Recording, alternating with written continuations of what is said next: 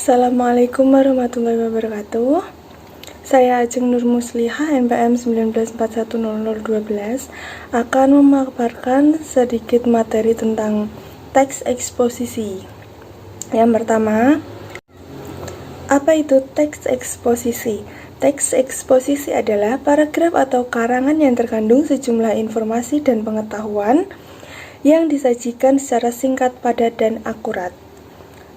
Pendapat lain menyatakan bahwa teks eksposisi adalah jenis atau ragam teks yang memiliki fungsi menyampaikan gagasan-gagasan berupa pemikiran tentang suatu topik.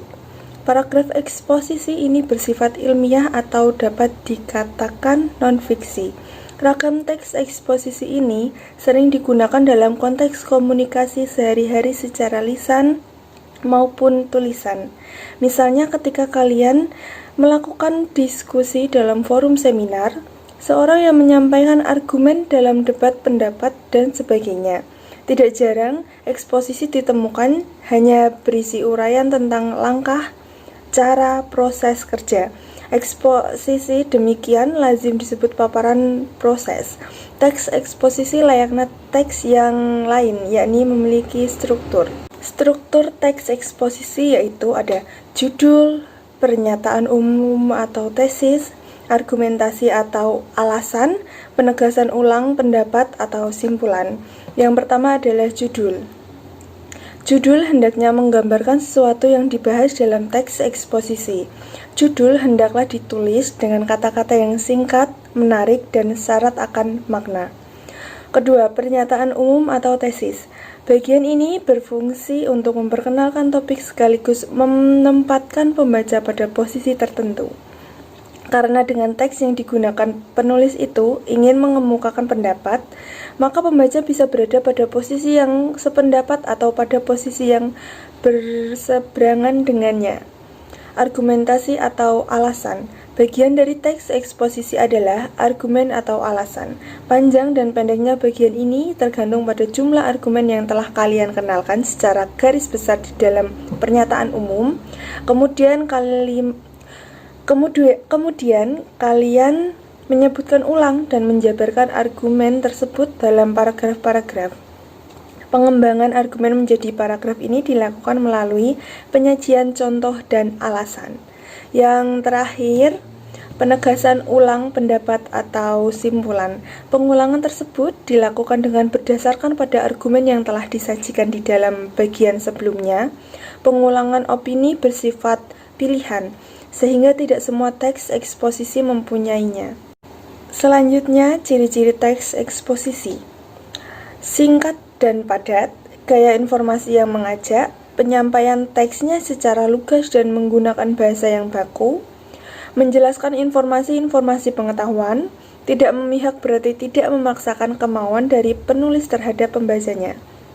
Teks eksposisi bersifat objektif dan netral.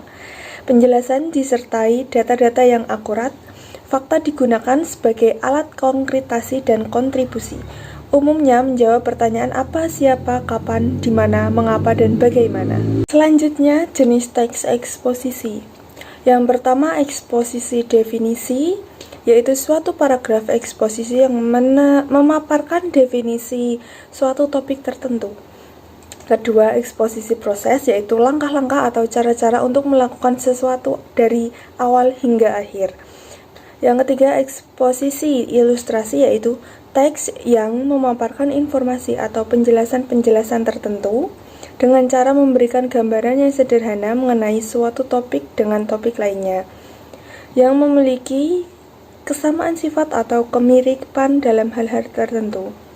Yang keempat, eksposisi laporan, yaitu paragraf eksposisi yang mengemukakan laporan dan sebuah berita atau penelitian tertentu. Yang kelima, eksposisi perbandingan, yaitu eksposisi yang gagasan utamanya disajikan dengan cara membandingkan dengan yang lain. Yang terakhir, eksposisi pertentangan, yaitu eksposisi ini berisi tentang hal pertentangan akan suatu hal dengan hal yang lainnya. Fungsi teks eksposisi yaitu menyampaikan, mengungkapkan, menerangkan, dan menguraikan. Selanjutnya, kaidah kebahasaan teks eksposisi. Teks eksposisi memiliki ciri khas tata kebahasaan yang dapat diidentifikasi dari mulai kata hingga kalimat apa yang dipakai. Terdapat 6 kaidah kebahasaan teks eksposisi antara lain. Yang pertama adalah menyatakan dan menjelaskan pendapat. Misalnya, minum air putih adalah salah satu hal yang paling esensial di dalam tubuh. Hal ini disebabkan selain 2/3 dari tubuh kita adalah air, air juga dapat membersihkan tubuh dari racun dan menyumbangkan nutrisi penting ke sel-sel tubuh. Yang kedua, memuat fakta yang bersumber dari penelitian yang diperlukan data untuk menyajikan informasi. Misalnya, setelah makan berat, biasanya seseorang akan mengkonsumsi kudapan atau camilan. Hal ini sebenarnya, menurut penelitian di National Institute of Health, bukanlah sebuah kebiasaan buruk, bahkan sebaliknya, sebab dapat menjaga keseimbangan gula dalam tubuh menjelang jadwal makan berat selanjutnya. Yang ketiga, penegasan dalam berada di bagian penutup yang bersifat objektif dengan ragam ilmiah dan kalimat efektif.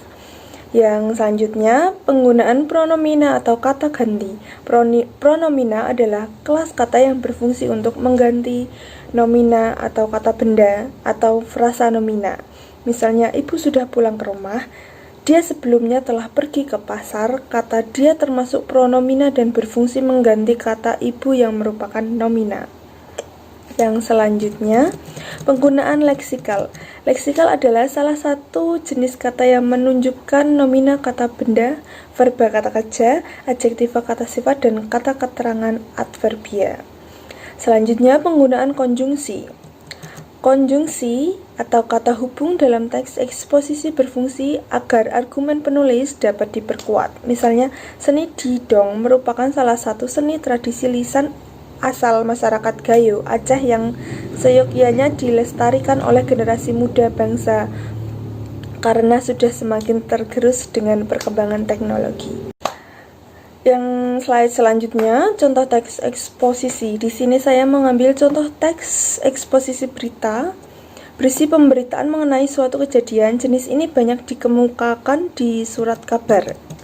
Inti dari teks eksposisi berada di awal kalimat. Kelangkaan gas LPG ukuran 3 kg di Sukoharjo sejak beberapa hari terakhir meresahkan masyarakat. Slide terakhir yaitu manfaat teks eksposisi. Pertama, untuk menambah pengetahuan tentang suatu hal. Kedua, menggambarkan pendapat penulis kepada pembaca. Ketiga, mengajak pembaca agar selalu berpikir objektif. Keempat, menambahkan keterampilan membaca dan memahami isi bacaan bagi pembaca. Yang terakhir, penulisan dan pembaca dapat terbiasa meningkatkan wawasan terhadap suatu hal. Terima kasih, mungkin itu materi yang bisa saya sampaikan. Mohon maaf bila ada kesalahan kata. Wassalamualaikum warahmatullahi wabarakatuh.